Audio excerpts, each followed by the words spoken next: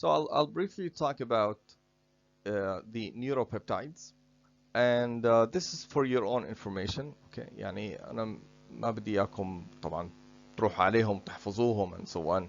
No, بس هذه يعني reference لإلكم. You can visit هدول الويبسايتس to learn more about neuropeptides.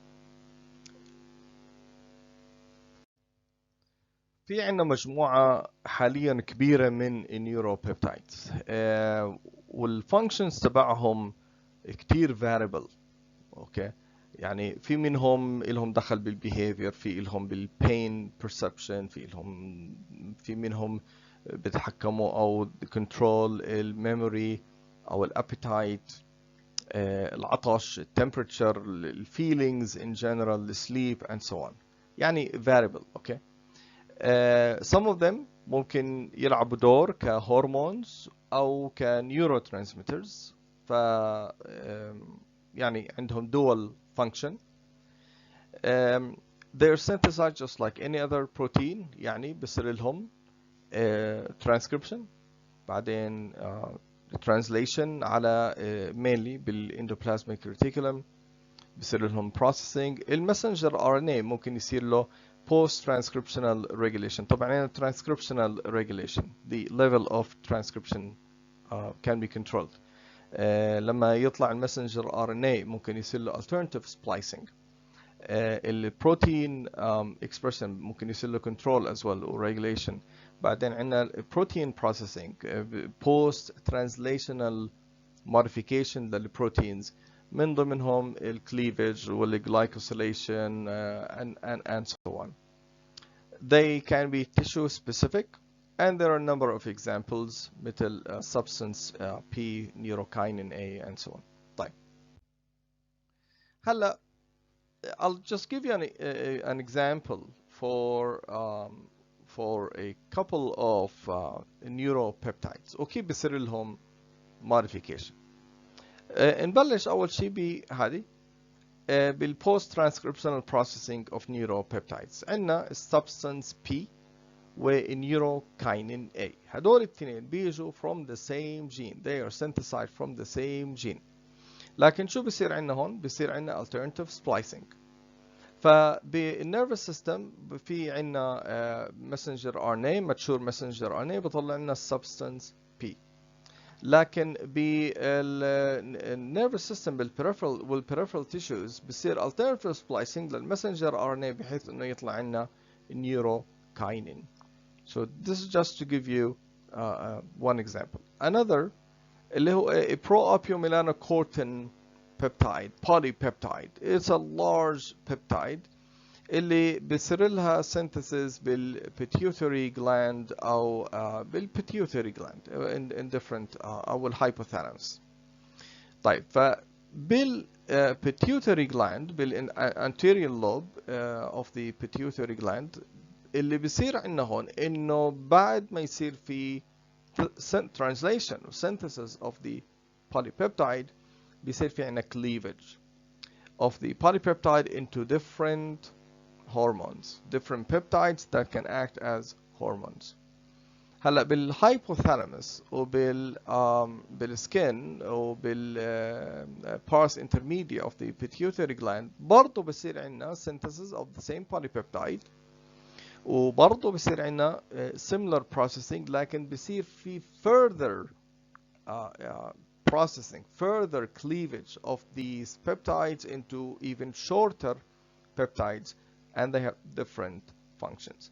I do not want you to memorize these different peptides. Okay, بس بدي إياكم تعرفوا كيف ممكن يصير في synthesis or processing للنيوروبيبتايدز. هلا فعلشان هيك احنا عمالنا نتكلم على regulation at different levels. ممكن يصير at the by transcriptional factors.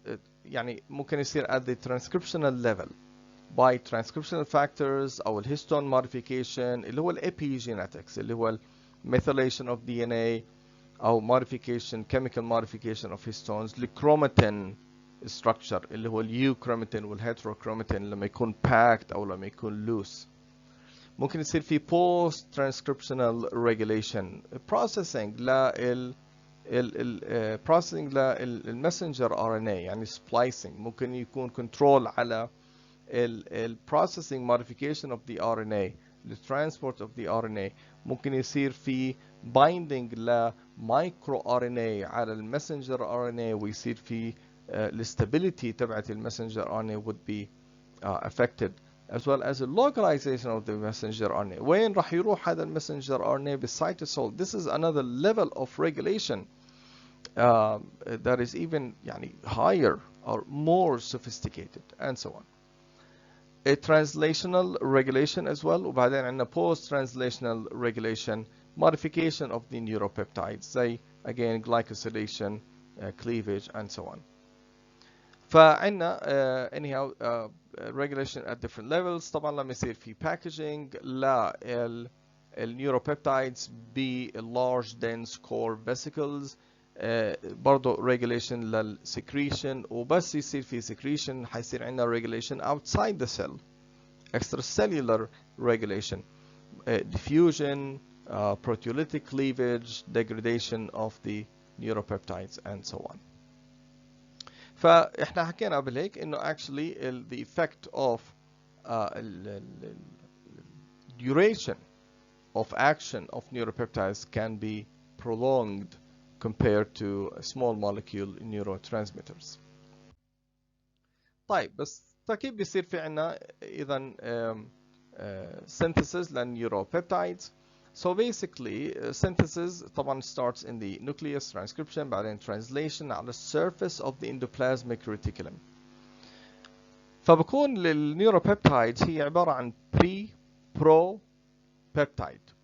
البري region البري سيكونس هي بأول 70 امينو اسيدز من البيبتايد اللي هي الدايركت the peptide على السيرفيس of the rough endoplasmic reticulum اللي بكون عليه ribosomes.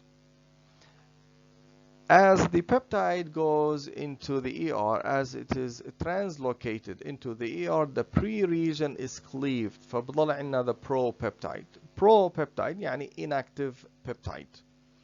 لسه the protein is not active, whether it is an enzyme or a hormone. Pro-peptide معناته inactive peptide. But من ال ER it goes into the Golgi apparatus. بيصير في عنا modification of the peptide, and then they are packaged into large dense core vesicles اللي هم هدول. This is a large dense core vesicle. هذه large dense core vesicle, and so on. And they are transported with the modifying enzymes via fast axonal transport. Okay, fast axonal transport لأنه بالsmall molecule neurotransmitters حين عندنا process تاني اللي هو slow transport of these vesicles. طيب during the transport of the neuropeptides بيصير في عندنا further modification of these peptides, cleavage for example. فبكون عندنا the peptide hormones inside these vesicles, and then they are released gradually with the influx of calcium ions into via channels into the synapse. The action is prolonged, and they bind to G protein coupled receptors, and that's how they mainly function. وزي ما حكينا انه once they are in the synapse, some of them can go into the bloodstream and they're transported far away from the site of secretion. بصير في عنا diffusion and degradation, proteolytic degradation of these neuropeptides. طيب calcium ions are needed for the fusion of these vesicles with the plasma membrane. لكن في عنا two important points بالنسبة للcalcium influx. أول شيء إنه the site of calcium entry, calcium ion entry into the cells it can be far away from where these vesicles are localized. طيب. And the concentration that is needed to let the vesicles fuse with the plasma membrane وبعدين يصير لنا release is lower compared to the concentration of calcium ions needed for the release of small molecule neurotransmitters. So keep that in mind.